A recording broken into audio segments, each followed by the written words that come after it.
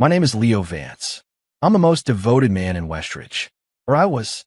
After graduation, my dorm mates, Rick, Cody, Gene, and I, full of ambition, pooled our resources and founded Nexus Games in a rented 600-square-foot office. In the early days, we were bleeding money. The four of us had to wear every hat imaginable. One minute, we were programmers coding the game. The next, we were salespeople cold calling potential clients, and we'd have to switch to customer service on a dime. To cut costs even further, Rick took it upon himself to fix all our office equipment. Cody used every spare moment to teach himself accounting, taking the lead on managing our chaotic finances. We gritted our teeth and pushed through like that for 6 months until we finally launched our first title, a paranormal mobile game called Ethereal Echoes. With its high-quality production and mind-bending plot, the game was a massive hit with players. Positive reviews flooded in, and Nexus Games started making a name for itself in the industry. But success breeds envy. As our profile grew, we quickly became a target for our competitors. The most vicious of them was Dominion Entertainment, a corporation that got its start peddling risque games with predatory gotcha mechanics. Their CEO, Don Wagner, suddenly launched a public crusade, a call to action against harmful games and media corrupting our youth. Using the Protect the Children angle as a smokescreen, he secretly lobbied regulators to crack down on the industry. Overnight, a wave of games and web novels with supernatural or suggestive themes were forced off the market. Because Ethereal Echoes had some paranormal and fantasy elements, we got swept up in the purge. This sudden cleanup completely choked off our revenue stream. Gene was so furious, he talked about building a pipe bomb and taking Wagner down with him. We hadn't even come close to recouping our development and operational costs. With the game pulled and our cash flow gone, Nexus couldn't hold on. We declared bankruptcy. Worse, when the company folded, the four of us founders were suddenly saddled with a mountain of personal debt. The four of us were squatting on the floor of our empty office. A mess of crumpled debt notices spread across a desk. We sighed and groaned, a pile of cigarette butts growing in a nearby tray, completely out of ideas. That's when Isabella Thorne showed up and said she could help. Isabella was a couple of years ahead of us in college. She was beautiful, came from a ridiculously wealthy family, and wouldn't have been out of place on a reality show about the super rich. I dealt with her in student government, but I never really liked her, because, at her core, she was a total simp. Not for me, of course. She was obsessed with her childhood friend, Connor Hayes. Most people went to college to get an education and build a future. She seemed to be there to act out her own personal soap opera. She and Connor were dating, but he was never the faithful type, always messing around on the side. You could often find pictures on campus gossip sites of her confronting him and making a scene in public. After we got to know each other in student government, she went through a weird phase where she kept trying to get me to let her sponsor me. She wanted to pay me to pretend to be her boyfriend to make Connor jealous. She offered $50,000 a month. My roommates found out and gave me endless grief about it, telling me I should just take one for the team, accept her offer, and then turn around and sponsor them with the money. Naturally, I turned her down flat. My family wasn't wealthy, but we weren't so broke that I needed to become a kept man to survive. Besides, it's not like I couldn't if I wanted to. I'm a good-looking guy. If I'd really wanted to find a rich girlfriend to be my meal ticket for 4 years, I could have. After graduation, I hadn't heard a thing about Isabella or Connor. I never expected her to show up now. Of all times, years later. I suspected she'd been nursing a crush on me this whole time, secretly keeping tabs on my life. I have to admit, her timing was impeccable. With the amount of debt the four of us were in, it would take a decade, maybe more, to pay it all off. What made it worse was that starting the company had been a group decision, but I was the one who first proposed it. Now that everything had gone south, Rick, Cody, and Gene were all busy begging their families for money and trying to figure a way out, without a single word of blame for me. The guilt was eating me alive. I felt like I had to shoulder more of the responsibility. So I decided to hear Isabella out, to see what her angle was. As we sat in the empty office, I slowly got the full story. It turned out she and Connor had broken up not long after graduation. He'd moved overseas, and she'd stayed home to help run her family's corporation. For the last couple of years, her family had been pressuring her relentlessly to get married. She was an only child, and her parents were desperate for her to find a husband who would marry into the family. At the very least, they insisted that any future children take her last name, Thorne. Then, recently, she'd somehow heard about my company going bankrupt and decided to seek me out. She wanted me to marry into her family. Honestly, listening to her, I was skeptical. The world isn't full of convenient coincidences. Most chance encounters are just carefully planned ambushes.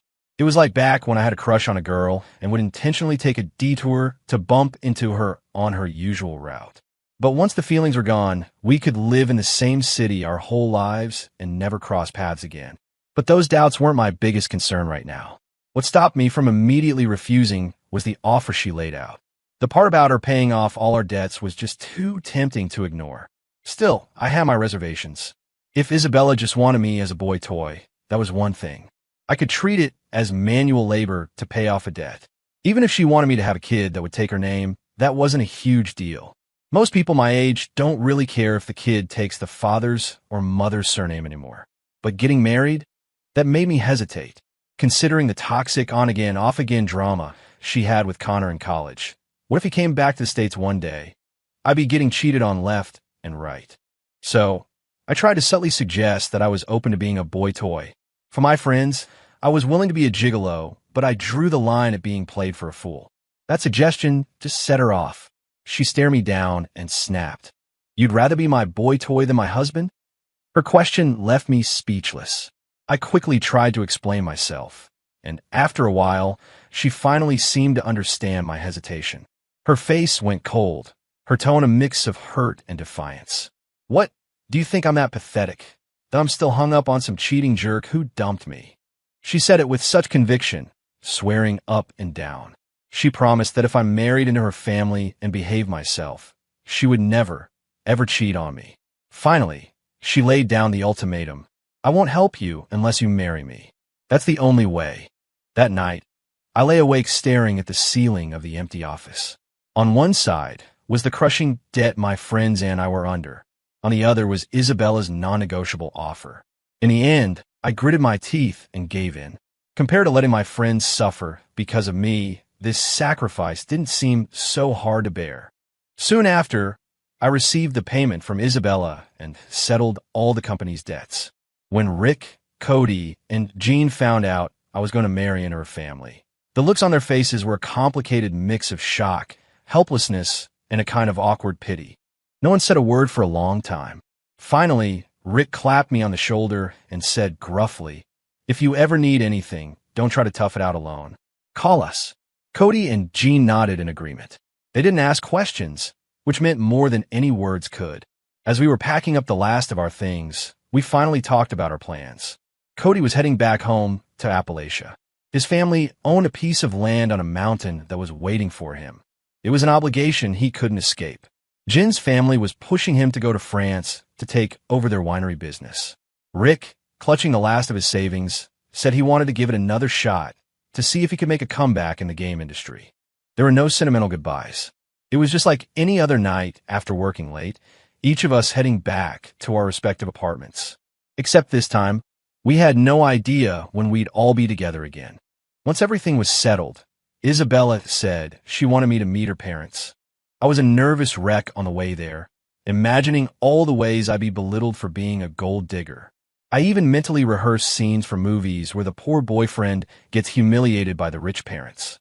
But when we arrived, I realized I'd overthought it. Isabella's mother held my hand and kept repeating, "Isabella can be blunt. You have to be good to her." Her father chatted with me professionally, asking about my experience in the gaming industry and my plans for the future. His attitude wasn't warm, but it wasn't hostile either. It felt more like a job interview. The next morning, Isabella and I went to sign the prenuptial agreement. The terms were crystal clear. Her assets were hers alone, and in the event of a divorce, I had no claim to any of her family's wealth. After signing, we went straight to City Hall. I was still in a daze when they handed us the marriage license. Just a short while ago, I was losing sleep over debt, and now I was someone's husband, married into their family. Life's plot twists were stranger than any game we'd ever designed.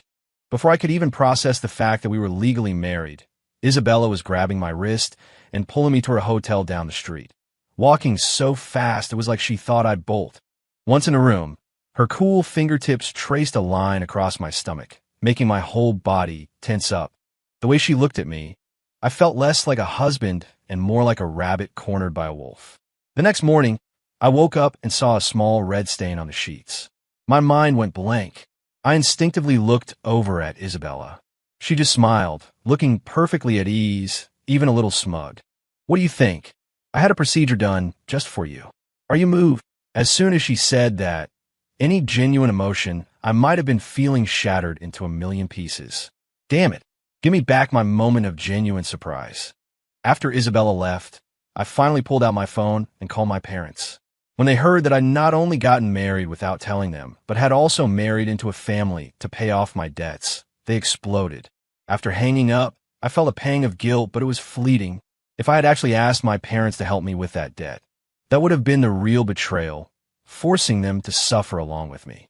I sent my mom a text, telling her I'd let them know once the wedding was planned, and that they didn't need to come out before then. It would save my dad the trouble of taking his belt to me. The wedding went off without a hitch. The Thorne family paid for everything, and it was a massive, lavish affair. The decorations alone cost millions. During the reception, it was impossible to ignore the whispers from Isabella's relatives. Their eyes scanned over me, and their hushed comments were all the same. "This son-in-law sure is lucky, or he must be after the family's money." I heard every word, but I didn't let it get to me. I have thick skin, and besides, they weren't wrong. I was the one getting the better end of this deal. She had cleared my debt. A few snide remarks wouldn't kill me. There was no point in being sensitive about it. For the first few months of our marriage, I did grunt work in one of the Thorne Corporation's junior departments, filing documents, coordinating logistics, mindless tasks that required no real skill. It was a pretty cushy gig. The real work was Isabella. She seemed to have an insatiable appetite for, well, me. It went from being an exciting novelty to being utterly exhausting. After months of her relentless demands, the pregnancy test finally showed 2 lines. I breathed a huge sigh of relief.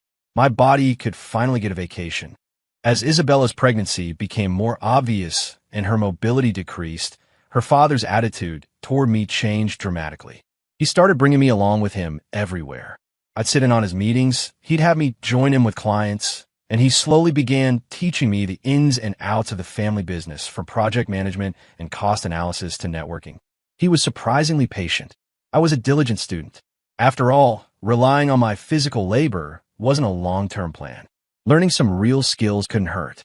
Isabella's affection for me was conditional. When the mood struck, she'd flirt and be playful. When it didn't, I was invisible. There was no deep, romantic connection. Most of the time, I felt like a convenient and satisfying bed partner. Sometimes, watching her stare off into space while rubbing her belly, I'd think to myself that if life could just stay this stable and peaceful, it wouldn't be so bad. Over the next 5 years, I became the Thorne family's golden workhorse. I was managing the majority of the company's business. Everything from major project decisions to team management crossed my desk. But all the company's stock remained in her father's name. I didn't even have a single share of my own. As for the big promise he always dangled in front of me, "When you're and Isabella's son, Mason, turns 18, I'll give you 20% of the company." I'd heard a dozen times, but I never took it seriously. By the time Mason turned 18, I figured I'd barely have time to get the shares in my name before they were logically transferred to him.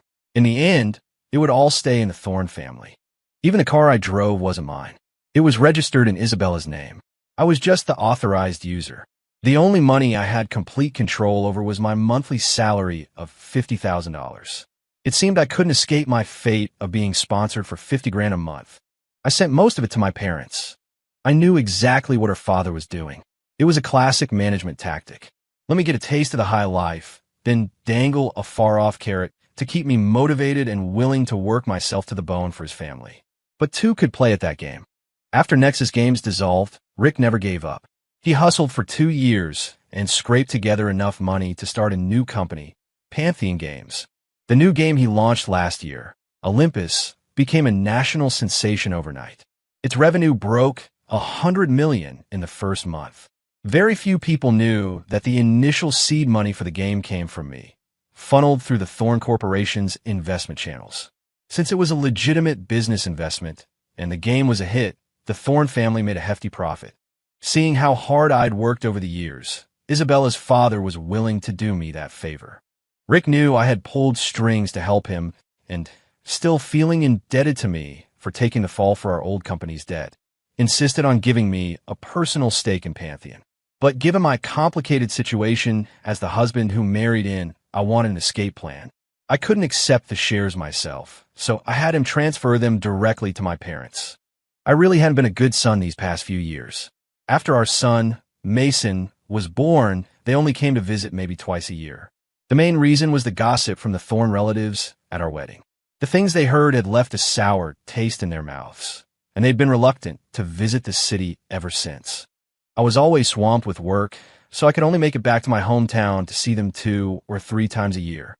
Isabella never came with me for the holidays, always complaining about how rustic and basic it was there. But now, things were different. With the dividends from Rick's company, my parents were able to buy a large villa, drive cars they never dreamed of owning, and had millions in the bank. They could spend their days traveling, gardening, and just enjoying life. I kept in touch with Cody and Jean, too. They'd occasionally send me specialties from their parts of the world. Last year, Cody sent a small wooden box from Appalachia. Inside was a bright green worm-like root. A note was attached. This is an old family remedy, a vitality tincture. It'll boost your stamina. Looking at the wriggling thing, I thought it was some kind of creepy prank. But later, after another exhausting night with Isabella, I figured, what the hell, a friend of so many years wouldn't try to poison me. I took it, and the effects were potent. The balance of power in the bedroom shifted decidedly in my favor. If Cody's gift was creepy, Jin's was pure shock and awe. Last month, he sent a large wooden crate from France. I opened it to find a modified high-powered sniper rifle with a box of ammunition. My heart nearly leaped out of my chest. I called him immediately and told him, in no uncertain terms, to never send me anything like that ever again. Then I took the rifle back to my parents' place and stashed it, just in case. A future family heirloom. Maybe, if life had just continued on like this, I would have been fine with it. Work at the Thorn Corporation during the day, come home, play with Mason, help him with his homework at night. It wasn't a perfect life, but it was stable. But I was always so busy that Isabella ended up spending the most time with Mason. She was not like other mothers. This was Isabella Thorn raising a child. She never went anywhere without a chauffeur-driven SUV and 2 maids to carry her things. She never had to struggle with a stroller on an escalator or chase a screaming toddler through a crowded theme park. Compared to his often absent father, Isabella gave Mason everything he ever wanted. So, naturally, he was more attached to his mother. Being spoiled like that, Mason often threw tantrums and made unreasonable demands. I couldn't stand to see him act like a little prince.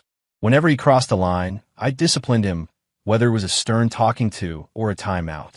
Whenever I was disciplining our son, even Isabella didn't dare argue with me. I had made it clear to her, when Mason was just learning to talk, I can let you have your way with almost anything else, but our son is my line in the sand. I will not have him grow up to be some entitled brat who thinks he can do whatever he wants because his family has money. Even though I was the one who had married in, my newfound dominance in our private life had given me some authority in the household. Plus, the success of Rick's company gave me a safety net. The Thorns knew that. On the issue of raising Mason, Isabella's father was surprisingly on my side. He'd even back me up sometimes and scold Mason himself. I figured it out eventually. Part of it was that he genuinely didn't want his grandson to be spoiled rotten. The other part was that he probably didn't want Mason to get too close to me. At least, not closer than he was to his own grandfather or his mother. At the end of the day, they still didn't see me as real family. But as long as it helped Mason grow into a decent person, I could tolerate their little mind games. It wasn't worth fighting over. But the one thing I never planned for was Isabella getting back in touch with Connor. I saw him at a cocktail party, and my stomach dropped. I asked around and found out he'd been back in the country for over a month. Connor, acting as if he'd just noticed me, strolled over with a glass of wine, a flicker of smug satisfaction in his eyes. Leo, I never thought I'd see the day. You and Isabella married. My grip tightened on my champagne flute. I kept my face neutral and gave a slight nod. My entire history with Connor had always revolved around Isabella. Back in college, there was a period when Isabella was always finding excuses to be around me, bringing me a hot latte, helping me organize my notes. During that time, Connor would always be lurking nearby, either watching from a distance or coming over to make small talk. Eventually, he must have realized I had no romantic interest in her because he stopped showing up. We hadn't had any contact since. As I was lost in thought, Connor's voice cut through. "Oh, and tell Isabella thanks for me. She was the one who picked me up from the airport when I got back." His words cast a dark cloud over my mood. When I got home, I didn't bother asking the maids or the driver if Isabella had seen anyone recently. They were all hired by her father. They would never tell me the truth, even if she was doing something she shouldn't. So I went to find my son, who was doing his homework. I asked him if his mom had taken him to meet anyone new lately. Mason was a clinger. He insisted on going everywhere with Isabella. He stammered and avoided my gaze. I knew immediately that Isabella had told him to hide something from me. He was just a kid. After a bit of gentle prodding, he confessed that his mom had taken him to meet an Uncle Connor. I didn't need any more proof. I pushed open the bedroom door. The warm, yellow light of the bedside lamp illuminated Isabella. She had changed into a champagne-colored lace nightgown, the straps hanging loosely off her shoulders. The hem brushed against the edge of the bed, stirring up a faint, sweet scent. She walked toward me in her soft slippers, her hips swaying gently, her eyes holding a deliberately seductive gaze. But I just raised my hand and pushed her away, my face cold. Isabella stumbled back, the flirtatious look on her face freezing instantly. Her brow furrowed. "What is wrong with you?" "Connor's back," I said, my voice like ice. "You've been meeting with him. You even picked him up from the airport." Her fingers paused mid-air. Then, a smirk played on her lips, as if I were talking about something trivial. "Is that all? We're just old friends catching up." She reached out to hook a finger in my collar, her touch warm. "Look at you, getting all possessive. Let me help you relax." But the seed of disgust had already taken root. The moment her hand touched my sleeve, all my self-control shattered. "I hear there are a lot of STDs going around overseas," I said, staring in her eyes, every word laced with poison. "If you happen to get infected, don't you dare pass it on to me." In the next second, her hand clamped down on my wrist, her grip so tight it felt like it would break the bone. "What did you just say?" Her voice shot up, her eyes blazing with disbelief and fury. "Are you accusing me of cheating? Don't you know what I mean?" I sneered, trying to pull my wrist away, but her grip was like iron. "Weren't you the one who swore you weren't pathetic enough to go crawling back to an old flame who dumped you?" "Leo, you better explain yourself." Isabella completely lost it. Her grip tightened, her knuckles turning white. "What do you mean, crawling back? I had a few meals with Connor. Is that such a federal crime?" "I'm making it a crime?" My own anger flared. I yanked my arm free, causing her to stumble back, leaving red marks on my wrist. "Get a clue, Isabella. You're the one who went behind my back to secretly meet your ex-boyfriend. Do you even see me as your husband?" Suddenly, she laughed, a sound full of mockery that stabbed at my ears. "Leo, who the hell do you think you are?" She leaned in closer, her voice dripping with contempt. "You eat at my family's table.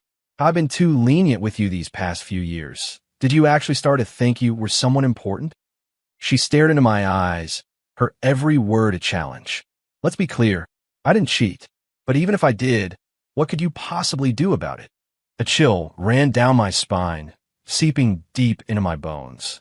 Isabella's mocking smile remained, the earlier seduction in her eyes replaced by pure contempt.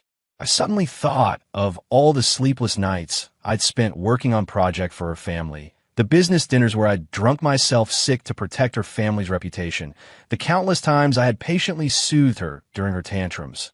All that effort, all that sacrifice, felt like water spilled on the ground, gone without a trace. Disappointment washed over me, a heavy weight pressing on my chest. I looked at her, my voice devoid of its earlier anger, replaced by a cold, weary exhaustion. "Let's get a divorce." The sneer on her face faltered for a second, as if she hadn't heard me correctly. I repeated myself, each word sharp and clear.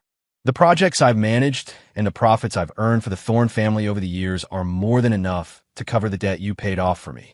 I paused, thinking of the properties and stocks in my parents' names. I felt nothing, and if you still think it's not enough, I can pay you back the original amount with interest.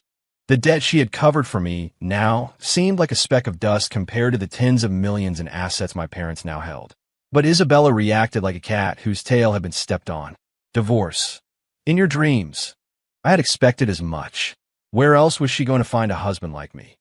Someone faithful, who could manage her family's business, and who would put up with her temper. She just saw me as a convenient tool, always at her beck and call.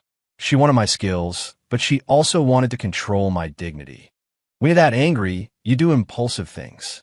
I unbuckle my belt. The metal buckle hit my jeans with a sharp clack.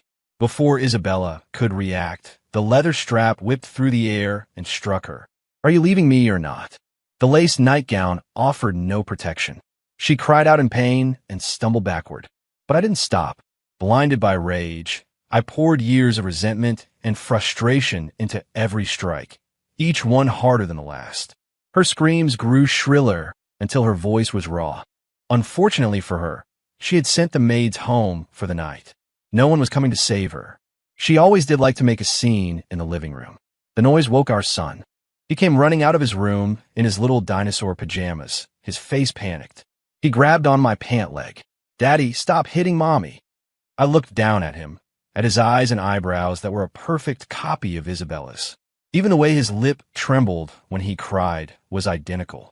A moment ago, I would have seen an adorable, innocent child. But right now, looking at his face just filled me with disgust. The doorbell rang late at night, insistent and sharp. I opened the door to find Isabella's parents standing there. The moment they stepped inside, their eyes fixed on Isabella, who was curled up on the sofa. Her earlier defiance was gone. Her lace nightgown was torn in several places, revealing a crisscross of red and purple welts on her arms and legs. She was sobbing uncontrollably. "My baby!" her mother shrieked, rushing to her side. She touched one of Isabella's bruises with a trembling finger, then spun around to face me, her eyes wide with fury, her voice like nails on a chalkboard. "Leo, do you have a death wish? How could you do this to Isabella?" Her father's face darkened, his brow deeply furrowed. I leaned against the doorframe, my expression unreadable. I want a divorce. I paused, glancing at Isabella's tear-streaked face, and added, "Otherwise, I'll do this every day." "You have lost your mind." Her mother lunged at me, but her father held her back. He took a deep breath, tried to control his anger, and looked at me. "What happened? Tell me exactly what's going on." "She's been cheating on me with Connor," I said bluntly, my gaze fixed on Isabella. "Don't play the victim." Isabella immediately shot back, her voice still choked with tears. "I did not. Leo, don't you dare lie." "Not cheating." I scoffed. "Then prove it. Prove that when you met with Connor, all you did was have dinner. Prove there was nothing else going on." Isabella was taken aback, as if she hadn't expected me to say that. Then her voice rose. "Why should I have to prove anything? Shouldn't you be the one to prove I cheated?" I couldn't be bothered to argue with her. "Fine." I waved my hand dismissively. "Let's not waste time on a pointless debate." I turned to her father, my tone firm. "For years, I've worked my ass off for this family, managing projects, taking the fall at business dinners. If not for my contributions, at least for my effort. And what do I get? She goes behind my back to meet her ex-boyfriend and can't even tell me the truth." My eyes showed no hesitation. "I don't care what any of you say. This marriage is over." Her father's face was grim. He stared at me for a long moment, then said, his voice laced with threat, "Leo, if you go through with this divorce, you won't get a single penny. You don't need to remind me." I cut him off, my voice as calm as if I were discussing someone else's life. "I'll walk away with nothing. We can go to City Hall first thing tomorrow morning and file the papers." At the mention of me walking away with nothing, a flicker of something, calculation, crossed her father's eyes. His tense expression softened, and he even took a step closer, his tone becoming more conciliatory. "Leo, I'm sure there's just been a misunderstanding." He gestured toward Isabella on the sofa, then looked back at me. "Look, you've taken your anger out on her. You should be feeling a bit better now. Whatever the issue is, let's sit down and talk it through calmly." Let's not be so hasty about divorce. I knew he didn't really think it was a misunderstanding. He just couldn't bear to lose such a valuable workhorse. He knew as well as I did that it wouldn't be easy to find someone else who could both manage his projects and command respect in a boardroom. After years in the business world, I knew that arguing wouldn't solve anything. So I nodded and sat down in the armchair opposite them. But after nearly 2 hours of talking, we were still at a stalemate. My position hadn't changed. I wanted a divorce, period. Isabella, sitting next to her mother and wiping away tears, insisted she hadn't cheated and that her meetings with Connor were completely innocent. She refused to even consider a divorce. In the end, her father sighed in frustration, her mother continued to mutter insults under her breath, and Isabella turned her face away from me. Neither side had convinced the other. The night ended in a bitter deadlock. Her mother helped Isabella leave, probably afraid I'd start hitting her again. Her father held Mason by the arm, who looked back at me with wide, terrified eyes. I collapsed onto the sofa. The cigarette between my fingers had burned down to the filter, ash dusting the dark carpet. Now that the adrenaline was gone, a wave of frustration washed over me. Isabella meeting her ex-boyfriend behind my back. No matter how you spun it, it was a bitter pill I couldn't swallow. Wondering if they had slept together or not was just kidding myself. If I had to stoop to investigating those kinds of details, I'd be no better than any other spineless pushover. Marrying into her family was humiliating enough. I would not tolerate being cheated on. But as frustrated as I was, I hadn't completely lost my mind. Isabella was dead set against the divorce, and I had no hard evidence of her cheating. If this went to court, it would drag on forever. I'd hit her because I thought that, being so spoiled and sheltered her whole life, one beating would be enough to scare her into agreeing to a divorce. I wasn't worried about them suing me for domestic abuse. A family like the Thorns cared about one thing above all else, their public image. If Mason ever wanted to go into politics, any kind of mark on his family record during a background check would be a disaster. How would Isabella explain that to him? Sorry, son, you failed your security clearance because your dad beat me up after I met my ex-boyfriend? Besides, people talk. If word got out that Isabella's husband had beaten her and people started asking why, what would she say? Even if she was in pain, she'd have to grit her teeth and say she fell down the stairs. She couldn't possibly admit she got beaten for secretly meeting her ex. The humiliation would be too much. But I had seriously underestimated the Thorns' stubbornness. Isabella cried and refused, and her parents never once mentioned the word divorce. It seemed my performance over the past few years had been too good. They weren't willing to let go of such a dedicated employee. After all, in their eyes, the family fortune would one day belong to Mason. Who could they trust to manage it more than his own father? Out of options, I pulled out my phone and opened the group chat he had with my 3 old friends, nicknamed the Horsemen. I hesitated for a moment, then typed, "My wife might be cheating on me. I want a divorce. Any ideas?" Seconds later, Rick's reply popped up, his fiery temper evident even in text. "I'll find a driver to run them both off the road. I'll make it look like an accident." Cody was next, his message carrying a sinister toned frowny face. "I've been working on a new tincture. Find a blind spot in your security cameras. Leave it out. If she gets near it, she'll get what's coming to her. I'll handle the rest. No one will ever trace it." Finally, Gene chimed in, his tone chillingly calm, frowny face. "I can have someone send you a new neurotoxin they just developed in the States. Mix it in her wine or water.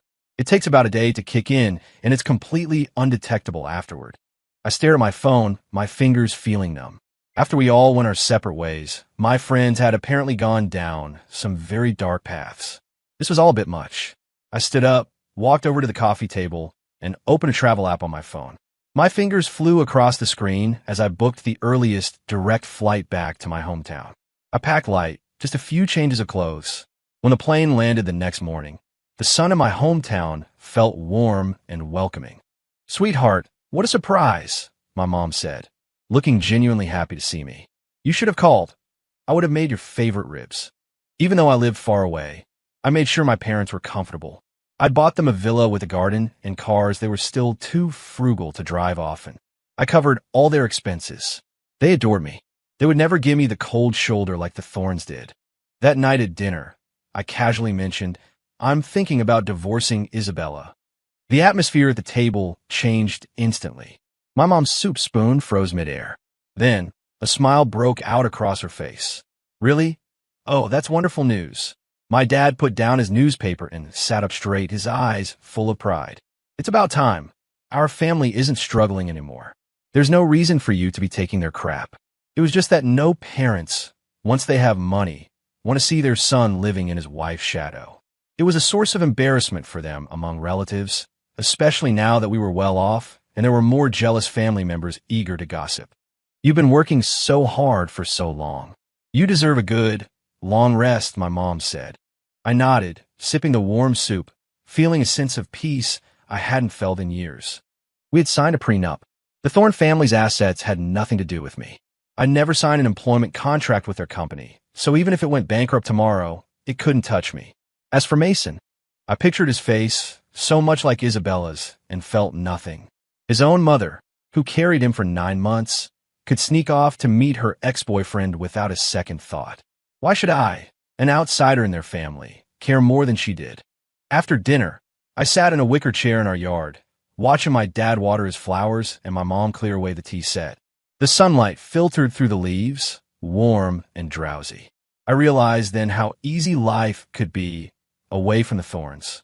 While Leo was sunbathing in his parents' yard, sipping his mom's chrysanthemum tea, the air in the Thorne mansion was thick with tension.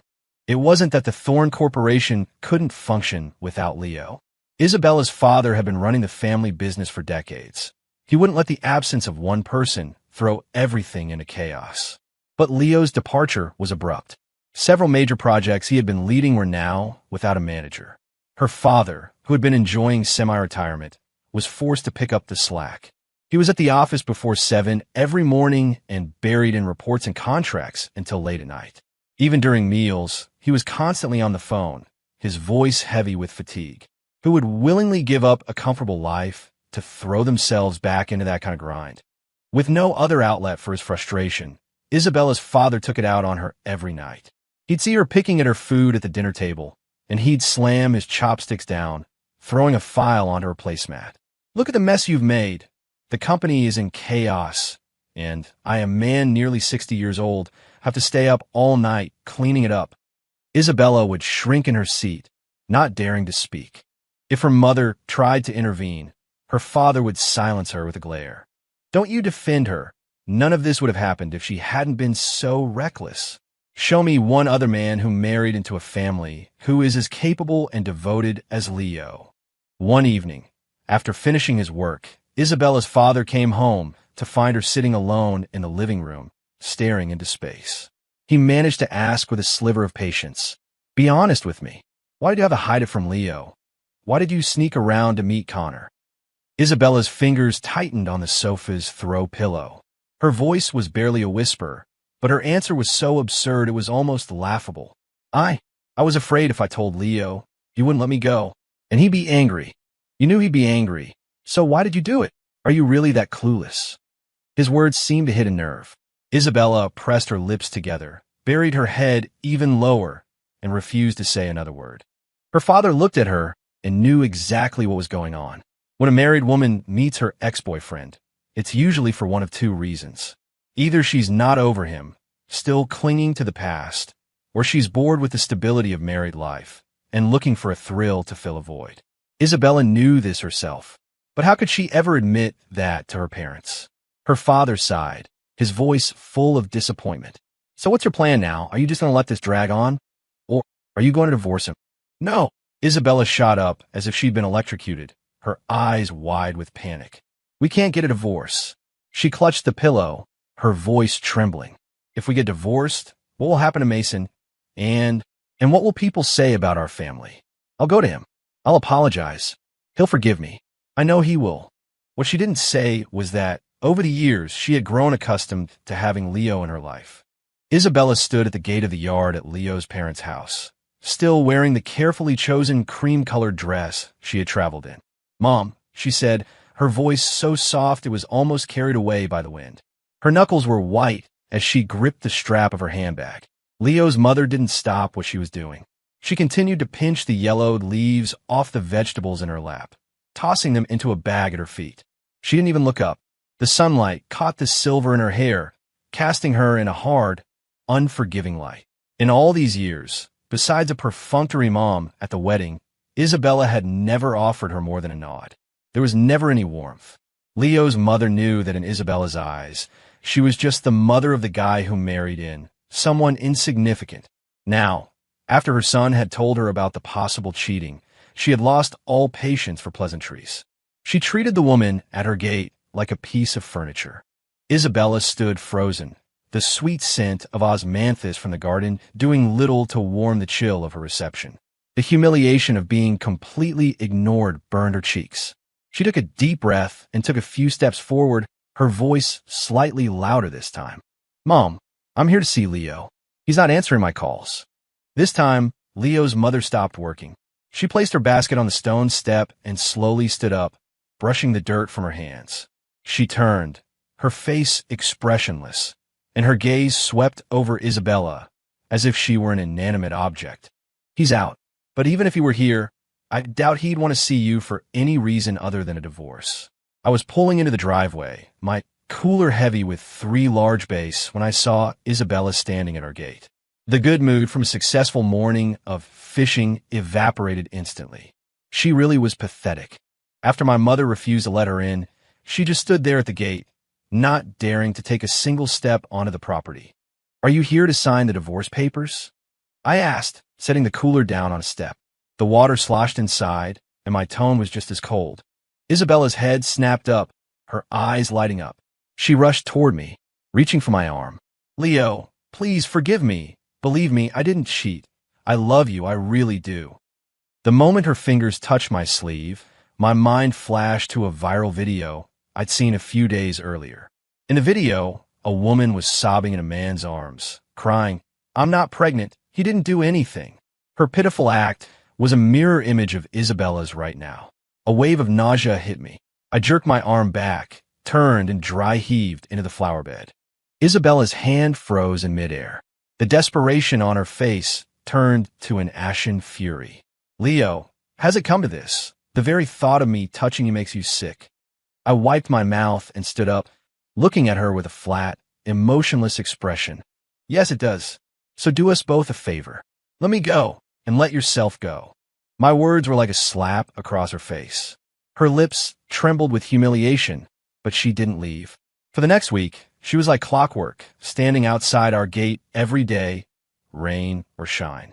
My mom couldn't stand it anymore. She pulled me aside and whispered, "If you really want her gone, I have a way." I didn't hesitate. I nodded. The next day, I went out to talk to Isabella. I deliberately softened my voice. "If you can make my mom happy, I'll call off the divorce." Her eyes lit up with a desperate hope. She grabbed my hand. "Really, I'll do anything. I'll make her happy." Her optimism didn't last long. My mother made her wash clothes by hand. After that, she made her clean the house, all while my mom sat there cracking sunflower seeds and spitting the shells on the floor. My mom would accidentally spill water on the floor Isabella had just mopped. Within a week, Isabella stopped coming to our gate. If she saw my mother from a distance, she would cross the street to avoid her. On the day she was finally leaving, she hesitated at the end of the lane before coming over to me. "Leo," she said, her tone testing the waters, "Mason is asking for me at home. He misses his mommy." I stared at her. "Did you think about your son when you were cheating?" Isabella opened her mouth to argue, but I cut her off. "Don't forget why we got together in the first place." I sneered. "It was a business transaction. You paid my debt, and I'm married into your family. When we made that deal, you were the one who swore you would never cheat. You broke the contract. I don't know why you're trying to act like you're so deeply in love with me now." I leaned in closer, my eyes filled with contempt. "If you really love me that much, go put a knife in Connor to prove your innocence. You dare. Or how about you bankrupt his family? Find a way to send him to prison to make me feel better? Pick one. Otherwise, stop with the act. Anyone can say pretty words." My words left Isabella pale and speechless. Her lips moved, but no sound came out. Finally, she clutched her handbag and walked away without looking back. I didn't bring up the divorce again. The law states that after 2 years of separation, a divorce is automatically granted. 2 years was just enough time for me to find a decent, honest woman to marry. The timing would be perfect. I was shocked when, a month later, I heard that Connor Hayes had been arrested for sexual assault. The person who reported him was Isabella. This was an unexpected development. My plan to have Rick arrange a little accident for Connor had to be put on hold. I'm no saint. He tried to steal my wife. I had every reason to go after him. I just never expected Isabella to make the first move. Later, Isabella tried to use it to get back in my good graces, excitedly telling me how she had set Connor up and recorded the evidence. I felt nothing. The divorce proceedings continued as planned. 2 years later, I successfully filed for divorce, severing all ties with the Thorne family. Isabella brought Mason with her on the day it was finalized, a last-ditch effort. I waved my son. Mason, remember this. Your mom and I are getting divorced because she cheated. If you're going to hate someone, hate her, not me. Isabella covered his ears and ran. Meanwhile, after Connor's imprisonment, a corporate war erupted between the Thorne and Hayes families. In a surprise move, Rick's Pantheon Games intervened. Caught in a pincer attack, the Hayes Corporation was wiped off the map in Westridge. When Connor was eventually released from prison, he stood outside the gates for hours, but no one came to pick him up. He had to take a taxi home. The kind-hearted taxi driver, seeing his pathetic state, gave him a bottle of water. When he finally got home, he found the house empty. His parents had taken what little assets they had left and fled the country, where Jean was already preparing a welcome party for them. The next day, his body was found under a bridge.